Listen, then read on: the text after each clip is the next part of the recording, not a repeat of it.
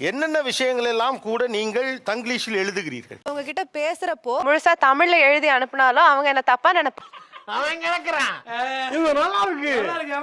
Status வைக்கிறப்போ இந்த அந்த மாதிரி தமிழ் எழுத்து வச்சு வைக்கிறோம்னு வச்சுக்கோங்களேன், பூமர். டேய் பூமர் அங்கிள், இப்படி இருந்தா வேலைக்கு ஆகாது. ஏன் தமிழை இங்கிலீஷ்ல டைப் பண்றீங்கங்கறத எனக்கு புரியல. அது பூமர்னா இது மக்கு இல்லையா? நிறைய போறான்டா. இல்ல சார், நடைமுறைக்கு அதுதான் பிராக்டிகல் ரியாலிட்டி ஆயிடுச்சு. எனக்கு என்ன புரியல, நீங்க எப்படி பூமர்னு ஜெனரலைஸ் பண்ண பாக்குறீங்கன்னு புரியல. அதாவது வாய்க்கு வந்தபடி எல்லாம் பேசப்படாது, எதா இருந்தாலும் நியாயமா பேசணுமா இல்லையா? ஒரு ஆளுமையான அல்லது ஒரு நல்ல படித்த பெண் தமிழ்ல ஒரு வார்த்தையை சொல்றப்போ அது இன்னும் கம்பீரமா தானே இருக்கும். பாயிண்டா என்னப்பா பாயிண்ட்? யாருகிட்ட பேசிட்டு இருக்கேனோ அந்த தரப்புல அவங்கள பொறுத்துதான். அவன் இன்னும் திருந்தலமாமா. வாய்ப்பில்லை ராஜா, வாய்ப்பில்லை.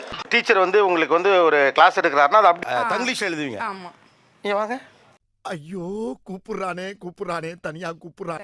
ஓகே, இது வந்து சரீரம். சரீரம்ல சரீரம் தமிழ் எழுதுங்க. பங்கு மாட்டிக்கிட்ட பங்கு தமிழ் மீடியம் தானே? இதே இதுக்கு தான் படிக்கடான்னு அடிச்சுக்கிட்டேன். முழுக்க எழுதுங்க. சரீரம்.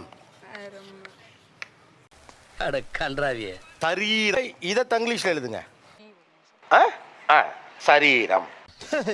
ஊருக்கே தெரிஞ்ச விஷயம் புதுசா கண்டுபிடிச்சு. பால் வாங்கணும் அப்படின்னா வந்து பால் தானே வாங்கணும். சோ பால். என்ன ஒரு புத்திசாலி. கிளாக்ல பேட்டரி டி அப்படின்னு எழுதி வச்சுட்டு நான் போயிட்டேன் நானு. ஜி, நீங்க இது மேல பேச மாட்டீங்களா ஜி? ஆமா. டி ஐ தானே டி. ஷார்ட்டா சுருக்கி புரியுதுல அவளுக்கு. எனக்கு நீங்க சொல்றது புரியலையே டாக்டர். புரியல, எனக்கும் புரியலையே. அயன்காரர் அப்படிதான் போட்டேன். காரர் ரிமைனிங் அப்படின்னு போட்டா அவளுக்கு புரிஞ்சிரும். இல்லையா, அதெல்லாம் இல்லையா? இருக்குடா எங்கடா இருக்கு? அது ஒரு எண்ணு தானே இல்லையா? இல்ல நான் புரிஞ்சா சரி. சரி. இது என்ன புது லாங்குவேஜா இருக்கு?